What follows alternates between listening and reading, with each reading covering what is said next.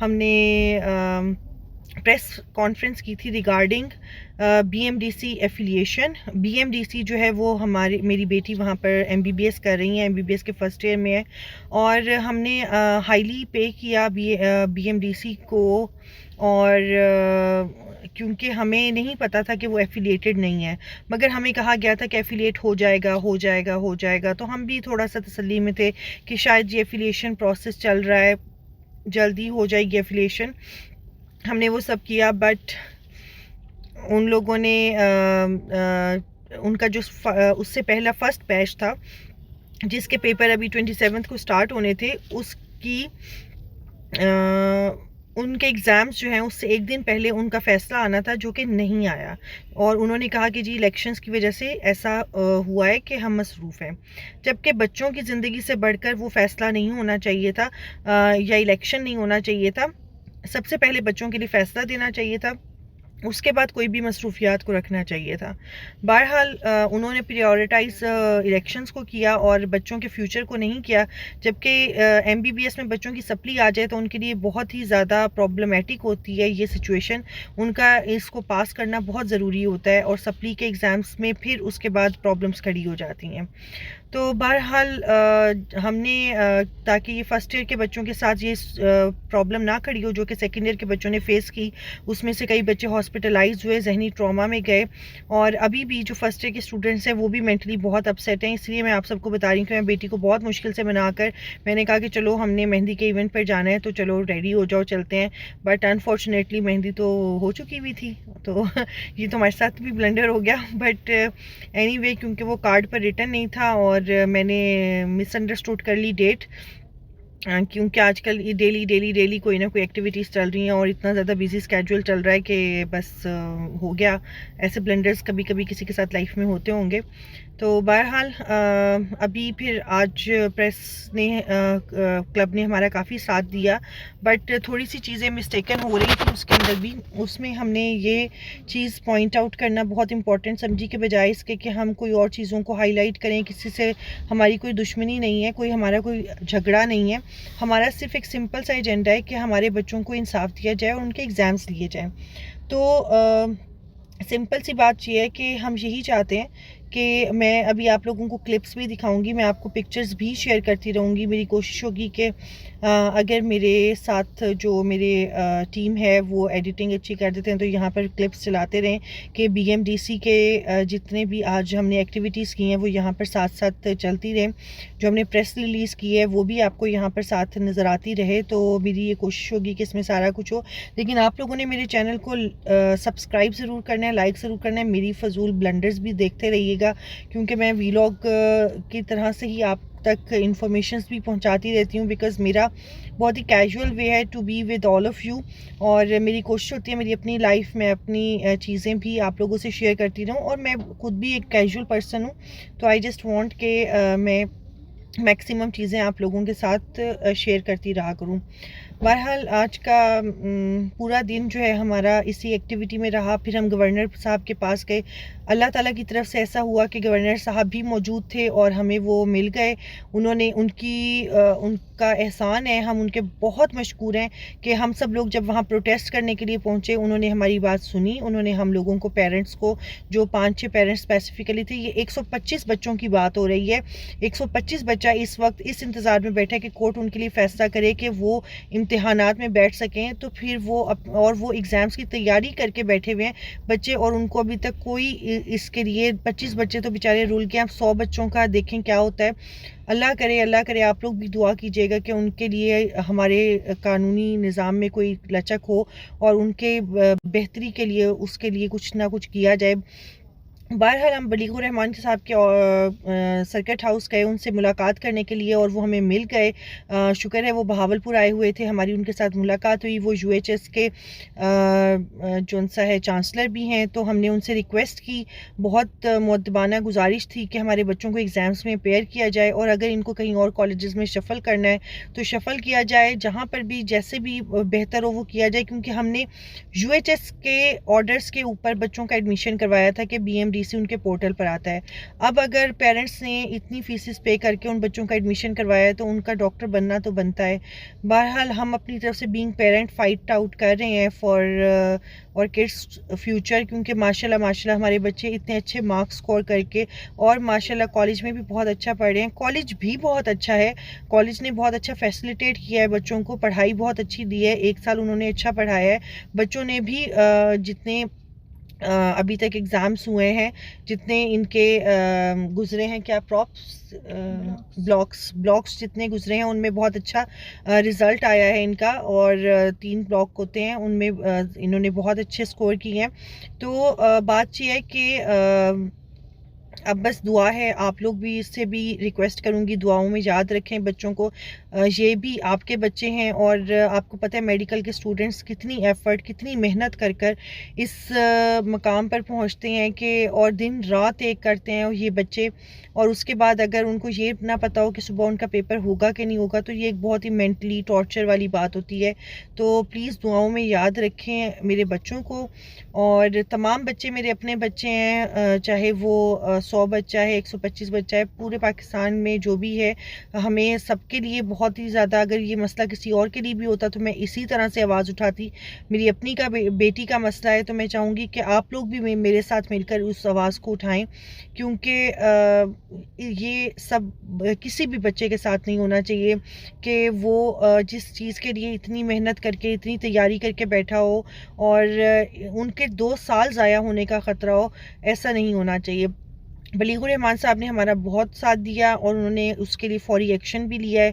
अल्लाह ने चाहा तो हमें बहुत उम्मीद है कि वो हमारा साथ देंगे और इंशाल्लाह कुछ ना कुछ बेहतरी आएगी। बाकी हम लोग जितने भी मीटिंग्स की चीज़ें हैं, I will keep sharing on screen, I will try my level best कि वो सब क्लिप्स, वो सब चीज़ें आपको स्क्रीन पर साथ साथ नज़र आती रहें। और बाकी आप सबका बहुत शुक्रिया टू बी विद मी और मेरी आज के ब्लंडर को भी बेयर करने का, क्योंकि मैंने जो इवेंट के लिए तैयारी की थी वो तो सब की सब तबाह हो गई। और अभी जौन सा है मैं कोशिश किया करूँगी कि आप लोगों को डेली आप कोई ना कोई अच्छा सा वीलॉग किसी अच्छे से टॉपिक पर शेयर करती रहूँ। But I am really sorry, क्योंकि मेरे पास बहुत ज़्यादा काम भी होते हैं, मसरूफियात ज़्यादा होती हैं, तो बहुत डेली बेसिस पे इतने वीलॉग आ नहीं पाते। But I will try my level best to send daily vlog. तो सब अपना ख्याल रखें, दुआओं में याद रखें और चैनल को लाइक करें, सब्सक्राइब करें और बेल का आइकन ज़रूर प्रेस करें। इक्वल जो है ना कंपटीशन, जो पेपर सबको साथ आना था वो इन्हीं के पास आना था।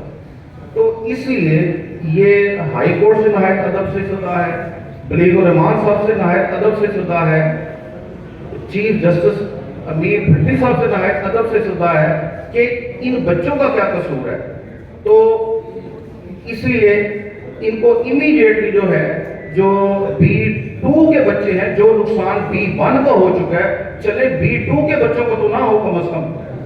तो ये B1 के भी बच्चे जो हैं उनके लिए भी हाई कोर्ट से यही रिक्वेस्ट है कि जो वेट फॉर ऑर्डर जो रिजर्व की हुई है जजमेंट, उसमें इनका राइट जो है वो प्रोटेक्ट किया जाए।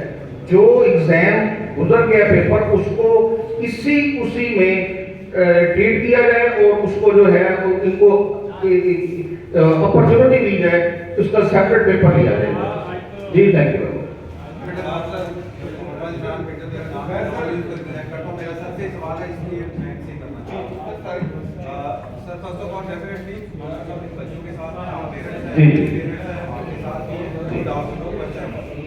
लेकिन आपकी गुफ्तगू से मुझे ऐसा लगा कि जैसे जो क्वेश्चन आपको अदालत में करने चाहिए थे साहिबान से या चीफ जस्टिस साहब से, वो आप थ्रू मीडिया या थ्रू सिविल सोसाइटी प्रेशराइज करने की कोशिश की जा रही है अदालतों को। डेफिनेटली हमारे मुल्क में आपने बिल्कुल ठीक कहा कि इंसाफ का जनाजा निकल चुका है, no doubt about it. You are the lawyer, definitely you have to attempt that thing on the court और the higher authority, not through the media. मेरा ख्याल है कि आपको वो करना चाहिए था, जिसका ये केस खराब होने का भी खर्चा हो सकता है। यही सजेशन है, सवाल ये है कि मेरे बच्चे हैं, ये सारे बेटे हैं मेरे, डेफिनेटली इनका मुस्तकबिल कोई दुनिया की ताकत ऐसे नहीं है कि दाव पे लगाए, हम इनके साथ हैं। इसमें आपने जो गवर्नमेंट मेडिकल टेक्निकल कॉलेज है उसका असल इसका जिक्र किया कि चेयरमैन की नेग्लिजेंसी है कि उन्होंने अभी तक कोई केस को कभी किया। मेरे नॉलेज में है थोड़ा ज़्यादा नहीं कि उन्होंने भी तमाम जो मुतल्लिका इदारे हैं उन तक अपनी अप्रोच की हुई है, एप्लीकेशन केसेस हाई कोर्ट्स में और उधर मुतल्लिका इदारों के अपने केस को किए हुए हैं। ये उनकी भी नेग्लिजेंस है कि उनको अभी तक रिकमेंडेशन का लेटर बाकायदा तौर पर नहीं दिया गया। अभी आपने एडमिट भी किया कि शुरू में रिकमेंडेशन थी तभी तो दाखिले हुए बच्चों के, लेकिन अभी तो मैं ये पूछना चाह रहा हूँ कि आप बच्चे सामने बैठे हैं, क्या बच्चों को कॉलेज में पढ़ाई के मामले में, वहाँ की सफाई के मामले में, वहाँ के एनवायरनमेंट के मामले में, वहाँ के टीचर के हवाले से कोई गिला शिकवा अगर नहीं है तो ये डायरेक्ट पीएमडीसी का कसूर ज़्यादा मैं समझता नहीं बनता। वो अपनी एफर्ट कर रहे हैं, आप अपनी एफर्ट कर रहे हैं, हम भी आपकी एफर्ट में साथ देंगे ताकि अल्लाह ताला ये मसला हल कराए। अगर कॉलेज का पर्टिकुलरली मसला है तो नहीं पाएगा। लेकिन कॉलेज हमें ये वैसे हमारी रिस्पॉन्सिबिलिटी थी ही नहीं, हम तो मजबूरन यहाँ आएंगे। ये ड्यूटी तो थी कॉलेज की या ड्यूटी थी पीएमडीसी की या ड्यूटी थी यूएचएस की, हम तो मजबूरन कौन आता है। हमने मैक्सिमम एफर्ट्स अपनी रिक्वेस्ट कॉलेज से भी की। उसके बाद क्या कर सकते थे, कॉलेज ने स्टूडेंट्स और कॉलेज दोनों ने रिट्स भी फाइल की और वो चल भी रही हैं, लेकिन उसका जो है डिसाइड कोई भी हो जाता, बेशक हमारे अगेंस्ट हो बेशक हमारे फेवर में हो, उसको वेल इन टाइम होना चाहिए। ये नहीं है कि पेपर हो गए तो वो अपना अपीलेबल ऑर्डर होते हैं तो अपना वो नेक्स्ट फॉरम इस्तेमाल कर लेते हैं। तो सिस्टम है, एक लॉ है, सुप्रीम कोर्ट में अपील दायर हो जाती, तो कुछ ना कुछ निकल आता। बच्चों का फ्यूचर जो है वो उसको स्ट्राइक करने का या उनको उस पे लगाने का, दाव पे लगाने का तो राइट किसी के पास नहीं। तो चूंकि ये फंडामेंटल राइट है, भावलपुर का अगर ये बीएमसी कॉलेज जो है ये चलेगा तो भावलपुर के लोगों का भी फायदा है। तो इसीलिए ये रिक्वेस्ट है कि ये जो है इनसे लीगो रहमान साहब हैं, चीफ जस्टिस साहब हैं और जनाब मोहतरम जस्टिस बाकर नकवी साहब हैं, तो ये हमारे बच्चों का फैसला जो है ना वो इमीडिएटली करें ताकि जो है वो इस प्रॉब्लम से इसमें क्लियर किया जाए कि हम हरगिज़ भी ऑनरेबल कोर्ट के अगेंस्ट कोई भी बात नहीं कर सकते। हम उनके उनकी इतनी रिस्पेक्ट है हमारे लिए और ऑनरेबल जजेस हमारे लिए उतने ही मोहतरम हैं, तो वो हमें पूरा यकीन है कि वो हमें इंसाफ देंगे और हमसे उस तरफ हम्बल हाथ जोड़ के हम्बल रिक्वेस्ट नहीं कर सकते हैं और कोई एहतजाज नहीं कर सकते, कुछ वो नहीं कह सकते कि टाइमली ऑर्डर, हम सिर्फ हम्बल रिक्वेस्ट कर सकते हैं और हम्बल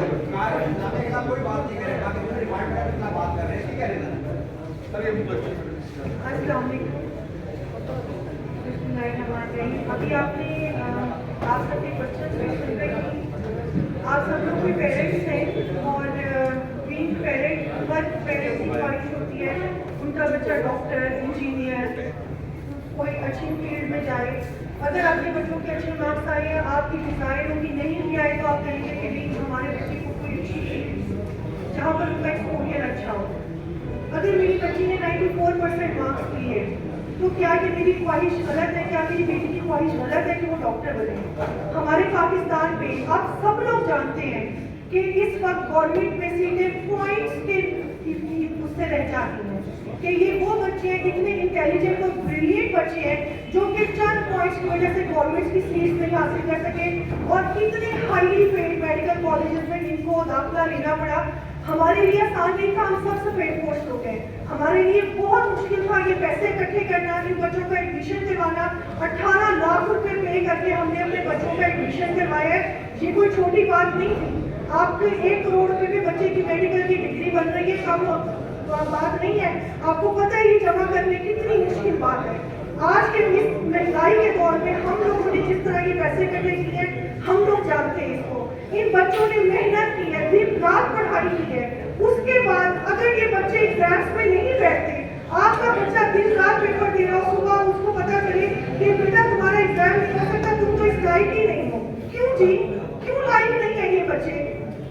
हमें कोर्ट ये डिसीजन देता है कि हमारा बच्चा लायक ही क्यों नहीं है, हमें बताएं, हमें इसको जस्टिफाई करके दें। आपने मेंशन किया था कि ये कॉलेजेस अप्रूव्ड हैं, इनके अंदर अपने बच्चों के एडमिशन करवाने, हमारे पास स्क्रीनशॉट मौजूद है। हमने अपने बच्चों का admission according to the law admission करवाया। अब या तो फिर यूएचएस खुद एडमिशन ले लिया करें, जो कि अभी पिछले साल बार भी ये केस चल रहा था कि यूएचएस एडमिशन ले, हमें कोई प्रॉब्लम नहीं है। हमें जो तरीका कार पता था, सारे माँ बाप इतने ज़्यादा क्लेवर नहीं होते, मैं भी इवन मुझे नहीं आइडिया था कि एडमिशन का प्रोसेस क्या होता है। ये बेचारे बच्चों ने पाकिस्तान के इस वक्त कोई मेरा नहीं, अगर मैं गलती पर नहीं हूँ तो 20 से 25 कॉलेजेस में मेरी बेटी ने सिर्फ एडमिशन फीस भरी है, जो कि 5-10 हज़ार रुपये एडमिशन फीस है। एक बिजनेस चला हुआ है, वो बिजनेस को हम तो फुलफिल कर रहे हैं। उस बिजनेस के लिए ये बच्चों ने कहाँ नहीं अप्लाई किया। उसमें से बीएमडीसी के अलावा मेरी बच्ची का 2 और मेडिकल कॉलेजेस में नाम आया। मेडिकल कॉलेज क्या करता है, आज आपका नाम आया है, सुबह इंटरव्यू के लिए आओ और फौरन पैसे जमा कराओ, नहीं तो आपके बच्चा का एडमिशन नहीं होगा। अब वो जब पैसे जमा करवा के हम फंस गए, उसका दूसरे मेडिकल कॉलेज में नाम आ गया, हमें नहीं पता कॉलेज एफिलिएट है कि नहीं है, हमें नहीं पता था इस चीज का। अगले दिन मेरी बेटी का नाम आता है शाहिदा इस्लाम में भी। मैं कहती हूँ, मैंने उधर पर जी कॉल की, मैंने कहा जी मेरी बेटी का शाहिदा इस्लाम में भी नाम आया और मेरे कान में कुछ ऐसी बातें आ रही हैं कि शायद इस कॉलेज का कुछ इशू है। उन्होंने कहा नहीं जी आप चेक कर लें, पोर्टल चेक किया, वाकई वहाँ पर तो नाम था मेडिकल कॉलेज का बीएमडीसी। सबसे पहले मैं तमाम मीडिया का, प्रिंट इलेक्ट्रॉनिक मीडिया का शुक्रिया अदा करता हूँ, जिन्होंने हमारे लिए अपनी मसरूफियात में से टाइम निकाला और यहाँ आज हमारी आवाज़ सुनने के लिए आए। मैं उम्मीद करता हूँ कि आप हमारी आवाज़ बनेंगे और ये आवाज़ हायर अथॉरिटीज तक पहुँचाएंगे। मेरी आपसे इल्तिजा है कि हमारी आवाज़ को जोरदार तरीके से भरपूर कवरेज के साथ ऊपर हायर अथॉरिटीज तक पहुँचाएं। आपकी बहुत मेहरबानी होगी, आपका अब ये एहसान होगा, बहुत मेहरबानी। अब मैं तफसील में अगर सिर्फ वन लाइनर डिस्क्राइब करूँ तो वो ये है कि जो हमारा मुद्दा है कि लाहौर हाई कोर्ट यूएचएस को ऑर्डर करे कि बच्चों का जो भावलपुर मेडिकल कॉलेज के बच्चे हैं उनका फर्स्ट प्रोफेशनल 12 जनवरी को है, जिसके दाखिले की तारीख 27 सितंबर कल गुजर चुकी है और 30 सितंबर दाखिला भेजने की आखिरी तारीख है। उसको जल्द से जल्द यूएचएस को इंस्ट्रक्शन दे कि उनका इम्तिहान ले, उनके दाखिले की एंटर करे, उनको roll number list proper time देगा। अब मैं तफसील में जाना चाहूँगा। जब फर्स्ट हमारे ये जो बैच 2 है, ये भावलपुर मेडिकल कॉलेज के जितने बच्चे खड़े हुए हैं ये बैच 2 है। जब इनके दाखिले का भावलपुर मेडिकल कॉलेज में वक्त आया था, उसको भावलपुर मेडिकल कॉलेज रिकग्नाइज नहीं था बीएमडीसी से, तो ये भावलपुर मेडिकल कॉलेज की इंतजामिया कोर्ट में गई थी, लाहौर हाई कोर्ट में, और शायद करीब ऑनरेबल जज के इंस्ट्रक्शन पर शायद इन साहब ने ऑर्डर दिया था यूएचएस को कि इस कॉलेज को दाखिले की इजाजत दी जाए। तो इस ऑर्डर के थ्रू, इस ऑर्डर के सहारे हमने भावलपुर मेडिकल कॉलेज में अपने बच्चों को दाखिल कराया। हमें यकीन था कि ये हमारा जो ऑनरेबल कोर्ट है, ऑनरेबल जज साहब हैं, ये कल को हमें मसला होता है तो ये हमारा मुदावा भी करेंगे और हमारे साथ चलेंगे। इस सहारे हमने दाखिल करवाया और इसी कोर्ट के सहारे जो बैच 1 है उनका लास्ट ईयर एक दिन पहले इम्तिहान, एक दिन पहले रोल नंबर लिस्ट उनको अलॉट की गई और वो इम्तिहान दे सके। फिर इसी कोर्ट के सहारे उनका रिजल्ट अनाउंस हुआ, फिर इसी कोर्ट के सहारे वो सप्लीमेंट्री में फेल हुए। अलमिया ये है कि अब तक बैच के 25 बच्चों के 3 बच्चों की सप्ली आई हुई है, जो कि मई में मार्च में इम्तिहान हुआ था, उसका अभी तक रिजल्ट अनाउंस नहीं हुआ। तो एडमिशन लेने का मकसद हमारा इस कोर्ट के सहारे था और इसमें हमारा ये जो कोर्ट ने इंस्ट्रक्शन भी दी थी कि मीनवाइल 1 साल है, बीएमडीसी की इंतजामिया इस कॉलेज को पीएमडीसी से रिकग्नाइज करवाए। लेकिन ये बीएमडीसी की नाअहली है, उनके चेयरमैन साहब की नाअहली है। उन्होंने महसूस रवि का शिकार रहे और वो नाअहली के कोर्ट में जाते रहे, सब कुछ करते रहे, लेकिन जो प्रैक्टिकल डेफिशिएंसीज थी उनको पूरा नहीं किया। हालांकि पीएमडीसी की टीम ने 3 टाइम इनको विजिट किया है, जिसके लिए लेते थे विजिट के खिलाफ ये अपने कॉलेज को रिकग्नाइज नहीं करवा सके, जिसमें हमारा पेरेंट्स का, इन प्यारे प्यारे बच्चों का जिन्होंने पूरा साल मेहनत की है और ये बड़े ब्रिलियंट बच्चे हैं और इनका कोई कसूर नहीं था। कि इनका दाखिला रोका जाए और इनको इम्तिहान में बैठने से रोका जाए। और ये अब हम मिड ऑफ सेशन में स्टक हो गए। अब हम बच्चों को ना निकालना इधर करे ना उधर के रहे। अब मैं बच्चों को कहीं और निकाल सकते थे, फिर हमारा साथ आया होता था। अब कुछ नहीं कर सकते थे क्वाइट दाल करने के। और चेयरमैन साहब हमें बार बार लॉलीपॉप देते रहे कि मैं ये करवा दूंगा, मैं ये करवा लूंगा, वो नहीं करवा सके। इसमें इन प्यारे बच्चों का जो नहर पढ़ने वाले बच्चे हैं, जिन्होंने दिलो जान से मेहनत की है, और इसका बात तक दूर क्योंकि ब्लॉक्स के रिजल्ट जो अपने मॉड्यूलर सिस्टम शुरू हुआ है, ब्लॉक्स के रिजल्ट से भी वादे होता है कि नहर पढ़ने वाले नहर कॉम्पिटेंट ब्रिलियंट बच्चे हैं। तो इसमें बच्चों को सजा नहीं मिलनी चाहिए। अब मैं आपको थोड़ा सा बताऊंगा कि शेड्यूल ऑफ एग्जाम रिपीट करूंगा। फर्स्ट प्रोफेशनल के दाखिले जाने की आखिरी तारीख कल गुजर चुकी है 27 दिसंबर, और 30 दिसंबर को डबल फीस के साथ लेट फीस के साथ दाखिला जाने की आखिरी तारीख है, और 12 जनवरी को उनका इम्तिहान है। तो ये मसला कितना अर्जेंट है, कितना इम्पोर्टेंट है। हमारे पेरेंट्स जो इनकी रिप्रेजेंटेशन कर रहा हूँ, हमारे दिलों पे क्या बीत रही होगी। हम रोज यकीन करें रोज जी रहे हैं, रोज मर रहे हैं। बहुत कर्म की सूरत हाल में रात को नींद नहीं आती है हमें ये सोच के कि हमारे बच्चों के साथ जुल्म ना हो जाए।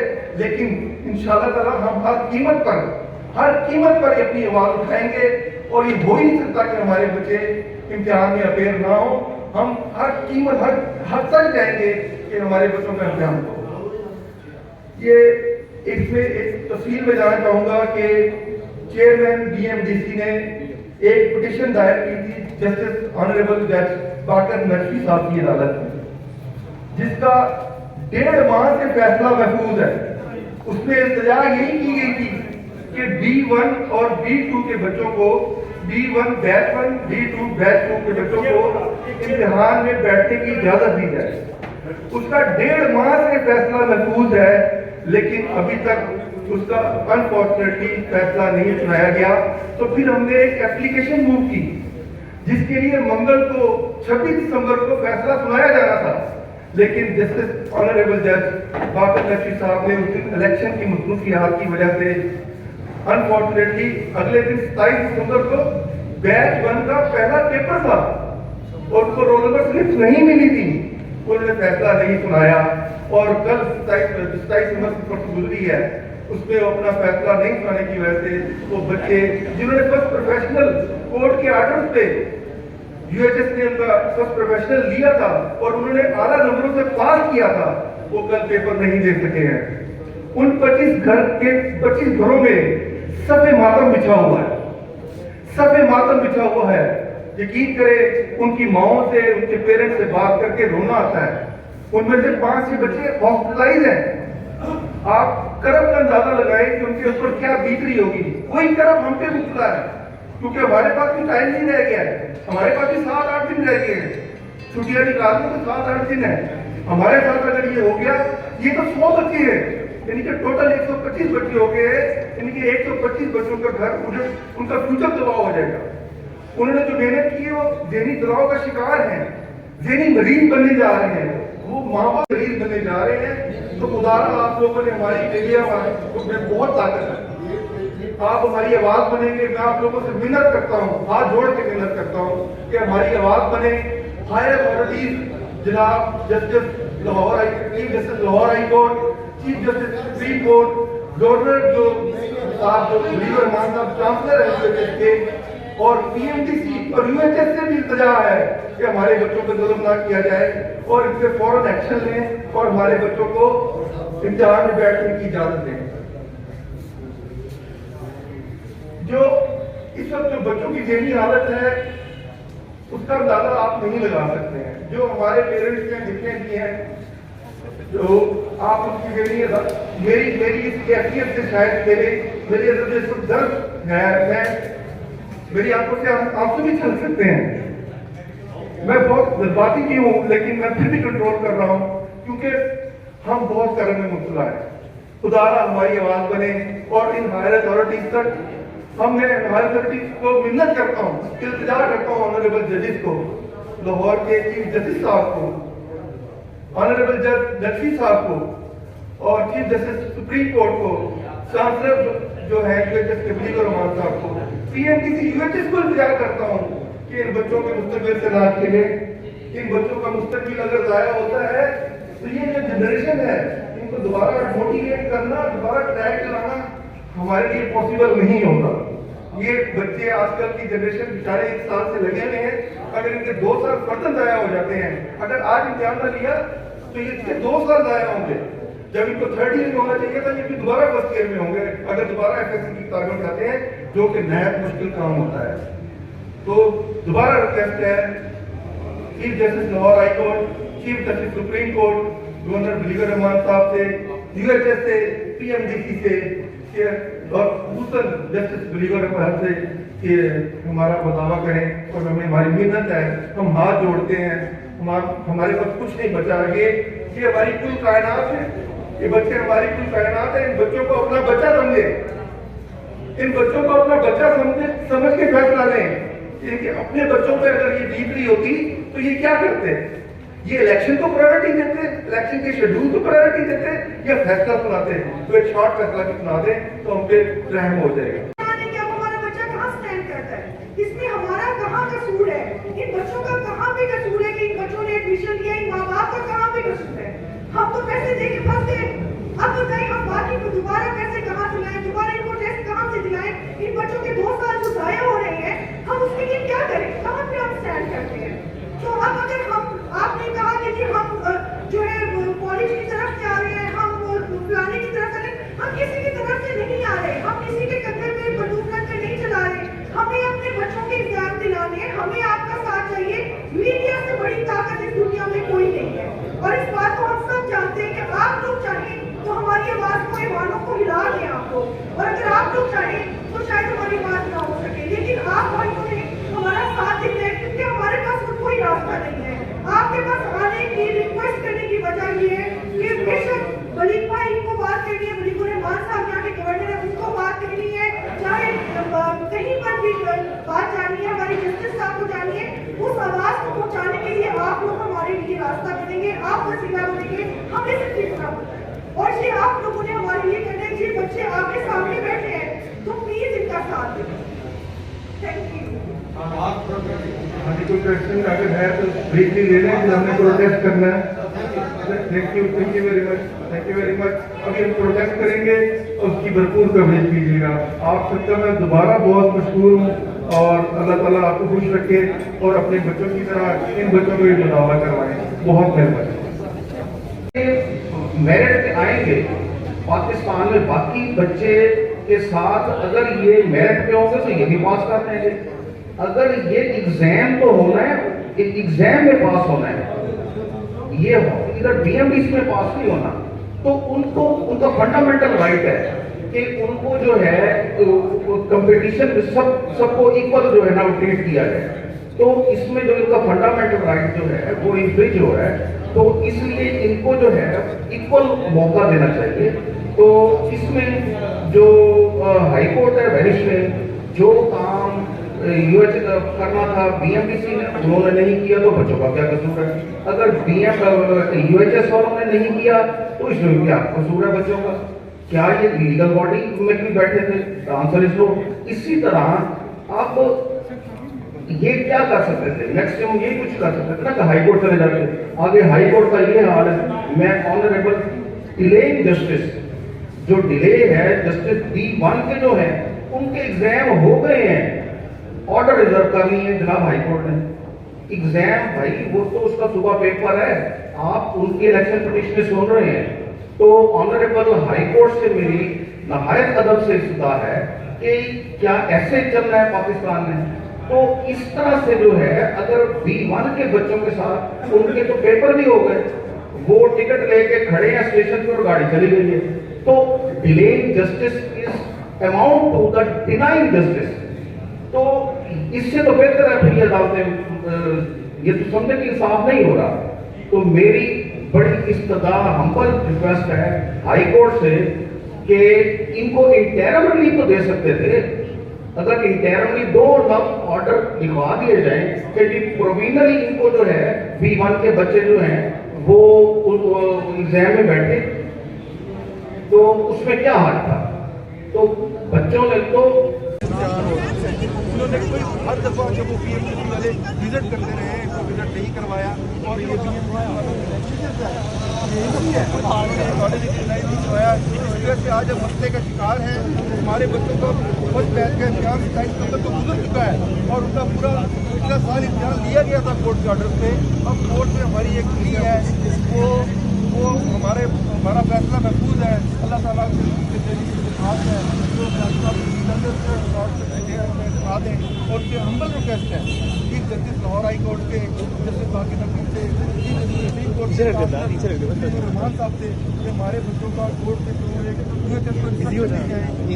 दाखिला टाइम पे ले और रोल नंबर 6 टाइम पे अलाउ करें ताकि दोबारा जब पहला पेपर है सेकेंड बैच का वो अलाउ हो और जो फर्स्ट बैच के बच्चों को दाखिला हुए हैं